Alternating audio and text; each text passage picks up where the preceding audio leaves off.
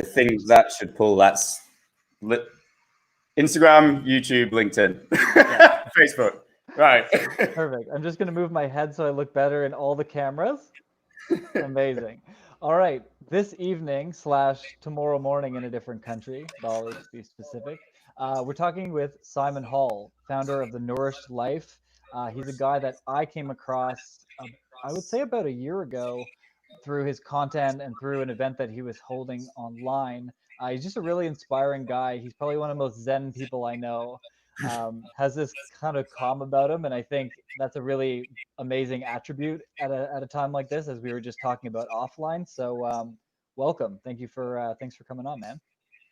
Mike, look, thank you for having me. It's good to catch up with you again. It's there's a lot happened. the world fell to shit since we first got in touch. So I'm excited to see how we can provide some value to everyone today.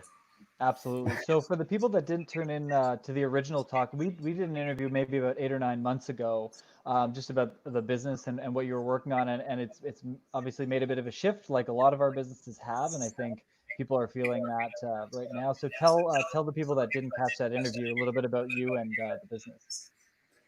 Yeah. So effectively, I'll go into the short straw of it. So realistically, with everything that's been going on, we were in the process of launching basically a parent business. So within that parent businesses were 6 substrates of the business. Obviously, the one that we were leaning into launch and go live with first was global summits and events. Now, obviously, with what's happened in the world, leading with that foot wasn't probably the best leg to lead off. But we did flip and adapt with everything that's happened and ended up going into an online platform where that effectively, it worked even more effectively, and we touched more people and we helped more people all over the world through running something through the online model. But effectively moving forwards as all of this kind of irons itself out, and there's going to be a few things will change because the world isn't going to go back to the way that we once knew it, as much as a lot of people wish it will. It isn't. So we've really had to go in there and create a lot of different adaptations to what we were going to do, and pretty much just lead off a different foot. But I really feel like the main topic for this, Mike, would probably be to adapt and pivot and shift really in times of adversity. Absolutely. Yeah. And I mean, I've personally had literally over 30 conversations with people who are not expecting it to go back, but feel a little bit lost and feel a little bit insecure about the idea of what do I do now? How do I shift? And I think a lot of it starts with mindset. And so I'd love to get your thoughts on maybe some practical, but maybe just, how were you thinking about having to fundamentally make a shift? How did you prepare yourself for that? To be honest, I'm a little bit weird. I always keep still. So for me in chaos, I always try and find the calm. That's one of my biggest things that I've learned over my years, especially within business. When you're stressed, you're acting through emotion. So you're never thinking logically. And you should never make a decision or a commitment or take an action when you're in high emotion. So for me, when kind of the shit was hitting the fan, so to speak, it was more of a case of like, right, what can I do here? How can I get still? How can I get calm? And how can I think about things logically? And I really think that the mindset a lot of entrepreneurs, investors, and business owners need to take right now is to remove yourself from the stress of being in the trenches, so to speak, but more go to the observation tower and look over the new environment which is being created. Because there's a new environment that's been created. A really fun thing is the fact that there's a Chinese logo, which means chaos, but it also means the same thing as opportunity. So in chaos, there provides opportunity. There is a shift in the way that people operate. There's a shift in the way that things happen. And that the real thing to be able to do as a leader or someone who's kind of driving a team or a business forward is to seek those opportunities, to see what's opened up and to redirect the ship, so to speak, and onto a different course. And what I actually saw, we obviously do a lot of consulting for some quite large companies and people and stuff along the lines of that, is a lot of people leant away. They didn't lean in. They didn't lean into chaos and opportunity. They freaked out the emotions went high and they lent away. So when the world kind of gave up on a lot of mess, it gave a lot of mess to people, but it also created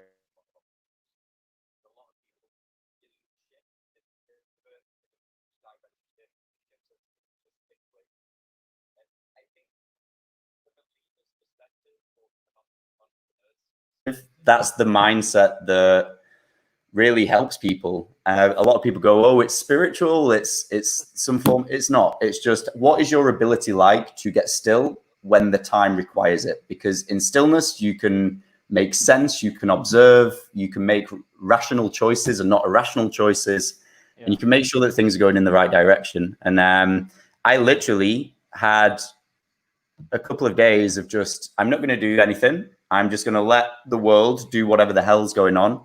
I'm going to see what's going to shut down. I'm going to see what's what. And then obviously that's what we did. That's how we redirected the ship. And then for us, the biggest thing was, okay, we've got a team. We've got all this energy going towards launching all of this off the floor.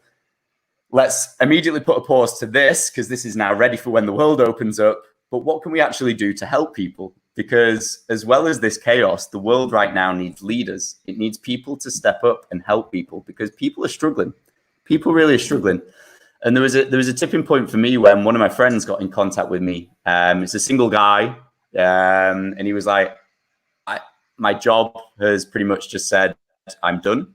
I'm now stuck in a house on my own, and I'm really struggling. I'm really struggling. I need people, and this period's created a lot of exposure for people. People have been exposed to a system that doesn't necessarily work for them. They've been exposed to a career path that might not actually be the career path that they want to do. They've been exposed to the importance of the health. Some people have been exposed to being locked in a house with someone who isn't their person to be locked in a house with.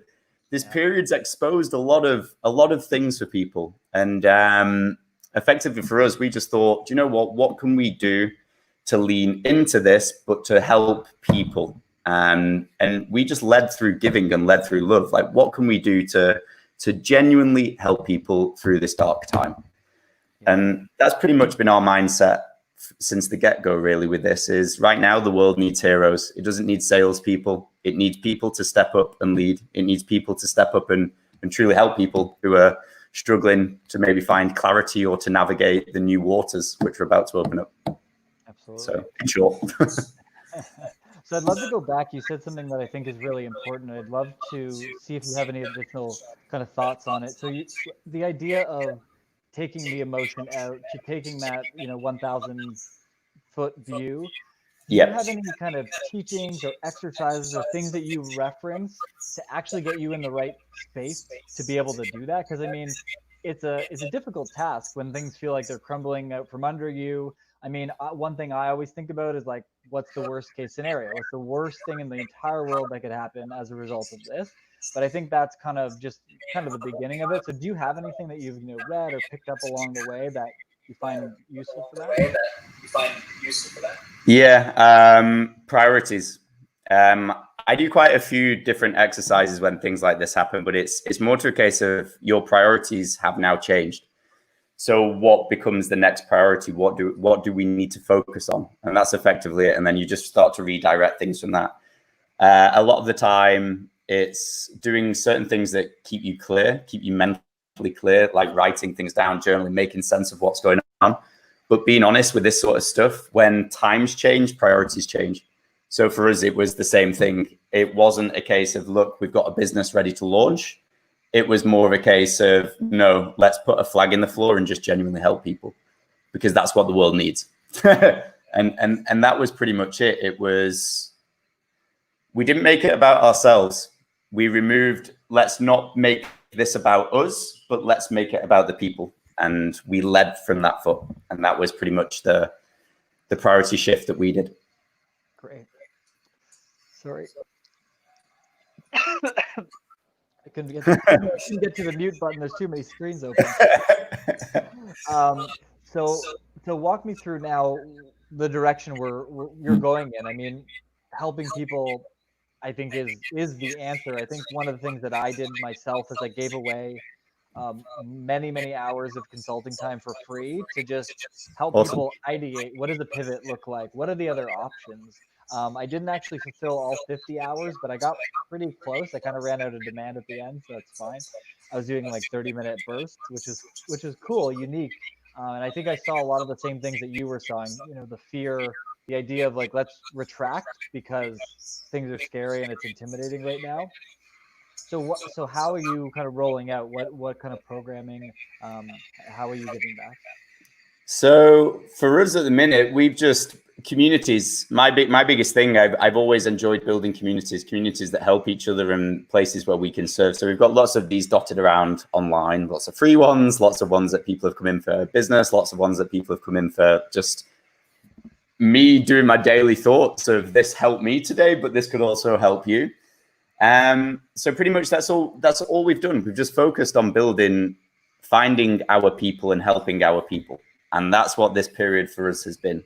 It's like I was trying to say, for me, it goes against everything to become the hard salesman in this time.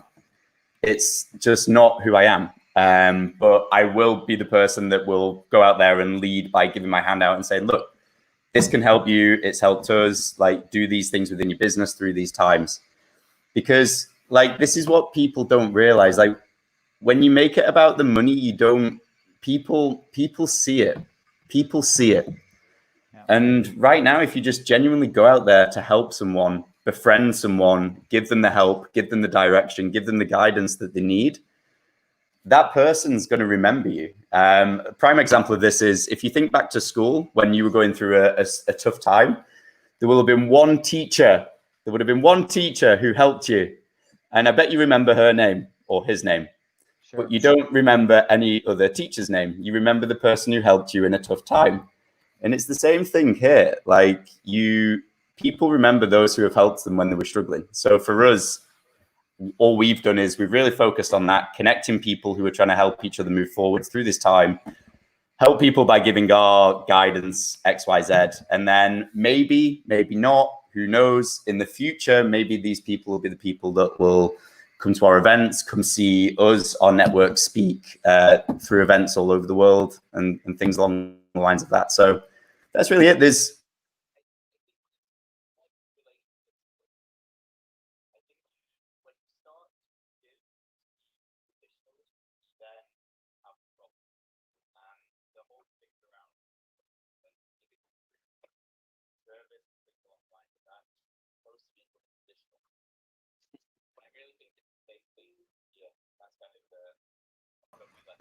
Really. And it's been huge. It's been huge.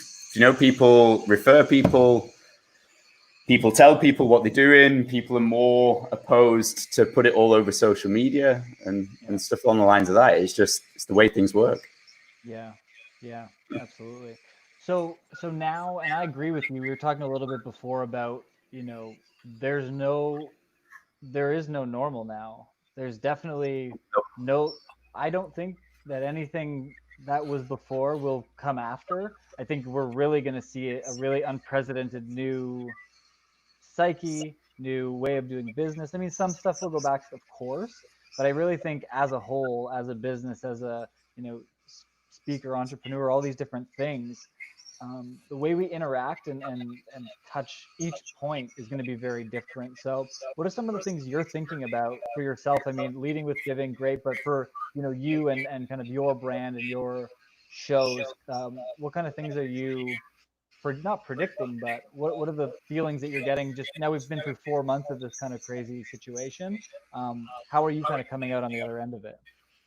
Yeah. So for us, it's just building relationships, finding our people, helping our people, giving people the content, giving people the tools to help them through this time. For us, that gives us a springboard in itself. We've got masses of people listening to the podcast. We've got lots of people in our groups. We've got lots of people consuming our content and taking value from it. So for us, when we're able to open back up again, we've got more of our people. That's pretty much it in a nutshell. That's kind of the foot that we're leading off. But I really think, actually thinking about this with businesses, one thing that I've always been told is always make sure that when you do have a business and things like that, you're not just preparing for the good times, you're always preparing for the bad. And I really think, again, this period exposed a lot of businesses that weren't doing that, that may have been feeding cash and just keeping their head above water and not having that safety reserve, that 4 to 6 months for if something does pop and things along the lines of that. So I think this is the fun thing. I think this period's really, there's been a lot of lessons. There's been a lot of hard lessons served, both for people personally, but also within the business sense. Yeah. What do you think has been your biggest takeaway out of this, like, just as a whole, as a human, as you, not as a business, but yourself? You can't stress and focus on the things that you can't control, because it will ruin your life. It really will ruin your life. You'll lose focus on your path. You'll lose focus on your priorities. You'll lose focus on yourself. You've got to, when time of chaos and stress and overwhelm and fear and all of that becomes at its highest, it's a case of honing into what's important. The biggest lesson for me is you've got to focus on the things that you can control. Like, what is in your remit that you can touch? Can I build my relationships and go deeper with the people that matter right now? Can I make this time focused around my health? Can I maybe use this time to overview my current business? Maybe I can use this time to go, do you know what? This is a time when I'm going to hit the reset button. I'm doing all of these things that don't make me happy. The next chapter of my life looks like this. And that's what I'm going to come out of this with. So the big lesson, it's not a new lesson. It's more of a reinforcement, because I think a lot of these lessons I've just got from making a lot of fuck ups in life is just never get too focused on the things that you can't control, or the things that are outside of your touch point, or the things that you can't influence, but really, really hone in on what is in control, what is a priority, and what you can directly influence. Yeah. And I think that's a big thing, both on a personal level and also in a business sense. Yeah, and it's really interesting. I think it is where you said, the chaos and opportunity thing. I think for some, the opportunity is simply not having a choice but to think, is this where I want to be? Is this who I want to be? Is this what I want to do? It's like almost like a forced timeout. But so let's go deep. Right. So when was the last time, Mike, you ask yourself, or anyone in the world? So in my 30 years, it took me 25 years. It took me my 25th year to ask these questions. Who am I? What do I want? What do I want from life? Where am I going? What makes me happy? What am I great at? What do I not like doing? And just like you said, I really feel this period of time has been what's important to you. So this is the fun thing, and this is what I was trying to say. Like, it's not just in a business sense; it's mass exposure, both on a personal level and in a business sense. And the fun thing is, right now, people are going inwards and asking those questions. We can't keep up with the Joneses anymore because we can't bloody see them. Right. We can't go out there and buy our Gucci bags and our Louis Vuittons and mountain bikes and shit like that because we can't. There's no one to show that. So all of our old distracting patterns, the things that used to get in the way, have been taken away from us. So the majority of things now have forced us to look inside and ask those questions. And that's the beautiful thing about this. Like right now, you've seen a lot of people who are like, do you know what? Like, this has actually been a great period for me. I've realized that I'm really good at doing this. I want to go and create this business. I'm really passionate about this. I want to go and help people. So a lot of people are really just by default redirecting the ship. So it's a real fun period. It's exactly what you said. Yeah, that's very cool. It's like a forced, you know what? Go look inside and find out what's important to you. Forced self-inquisition. So I think the last kind of topic I wanted to touch on is a subject matter that you and I both speak with a lot of individuals about. And that is, even before COVID, even my friends who've got, on the surface level have the success, the good paying jobs, the this, the that. And one thing that I've had a lot of conversations about, especially in the past year, but really specifically in the last few months, is what if I don't want to do this thing? What if I don't want to work 9 to 5? And what if I want to kind of control what that thing looks like or what that destiny looks like? What would you say to people that are like, I want to create my own revenue. I want to create my own, my own path forward. Do you know what? Before any of that, this is a common Mhm. mistake I see entrepreneurs, and especially when I've consulted for startups, and I'm seeing it all over social media. Everyone gets the idea for what they want the business to look like before they actually get the clarity on what they want the life to look like. Hmm. So if you want to be a person who travels the world and connects with people and does certain things, you can't set out building a brick and mortar business because you're trapped. You've geographically locked yourself. So I always say to people before you even start making these plans is what do you want financially, geographically? Do you know what I mean? Like what type of freedom are you after? What does life look like when you've got this? Because business is a bus model. It's a transportation model to the lifestyle which you want to create. Mhm. So that's kind of the main thing I'd say to people. First, start there, work out what life wants to look like before you then start creating the business. Then, like right now, you can do anything. The fun thing about this period in time right now is you can make money selling toy models of Smurfs. If you're really passionate about Smurfs, you could create a podcast, you could create a brand, and you can easily find your people who also like Smurfs. Yeah. We're in a position in time right now where the things that you love, you enjoy, the things that really kind of get you excited to wake up in the day, you can genuinely go out there, find other people that like the same things and create courses. You can monetize, you can create products, and you don't even need a laptop anymore. You can do it all through your phone. So we're in this period, this era where it's never been easier.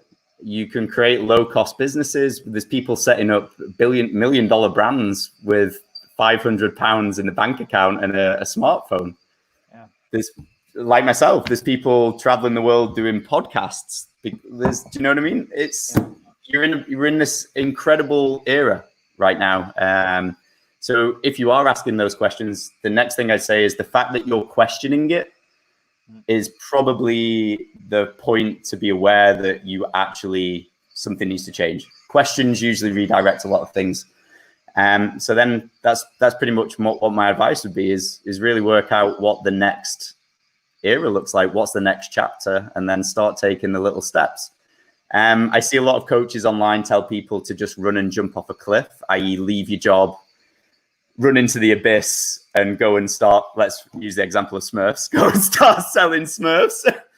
But I think that's a really dumb idea. I think a lot of people crumble under pressure. I think it takes you need to have something in you to really take a big risk and see it through. But I always say to people, change is hard, so start at your level. So if you're in a position where you're in the corporate world, it's not working for you, and you want to go and sell Smurfs, then first things first, work out how to sell one Smurf and then Yeah. make that transition. And then when you've maybe sold 1,000, then you can start bridging the gap and moving across. So Yeah. I like that. this is the fun thing. It's everyone's individual, and everyone needs to ask themselves the questions that they need to ask. Everyone needs to work out the things that they need to do, and everyone needs to take the actions and the things that are as least stress for them. So it's kind of just really getting clear on those things, really, and doing the things that you want to do. Yeah. One final question that it just popped into my head from, asking the guy who is, lives his life by the idea of community. I think that's a really popular thing that people are, and I think it's great for like real connection. I think it's good as a marketing tool. I think building community is the key to a lot of this stuff. What's one piece of advice you'd give to someone who's saying, okay, I'm going to start this Facebook group about Smurfs, and I want to make sure that I'm going to give people the best Smurf experience possible. What's one big takeaway that you've seen from, all the different types of communities that you maintain and grow and service? Like, what's one piece of advice you'd give to people about it? With regard, so what's the one piece of advice I'd give to people who want to build communities? Just give. Be the lighthouse and your people will come to you. A lot of people are scared to be the lighthouse. This is me. This is who I am. This is what I love to speak about. And this is how I can help. If you give, the right eyes will find you. The wrong eyes will disappear. So give so much that you become a magnet for your people. And the fun thing is, like, if you think you're weird selling Smurfs, back to this example, you're not, because there'll be 1,000 other people who love Smurfs. So be that person that tells people, hey, you're not weird. We sell this shit in here. You're going to love it. Come in. And that's the thing. Communities. What is community? Humans are tribal creatures. We want to feel like we belong. We want to feel like we belong. Humans struggle when we don't feel part of a tribe. We don't feel part of something. So the fun thing is with communities, you build them up of your people. You allow people a safe spot to feel like they belong. You allow people a safe spot where they feel they can express themselves. They can share things. They can connect with other people who they might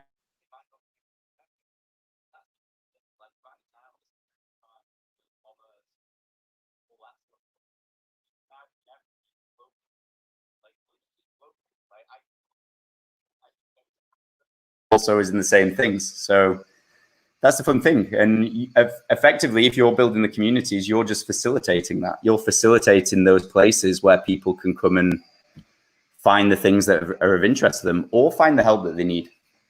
And that's pretty much it. A lot of people build these communities with the sheer intention to turn them into self-fests. But just go in there and it's like, look, I've got this can help you.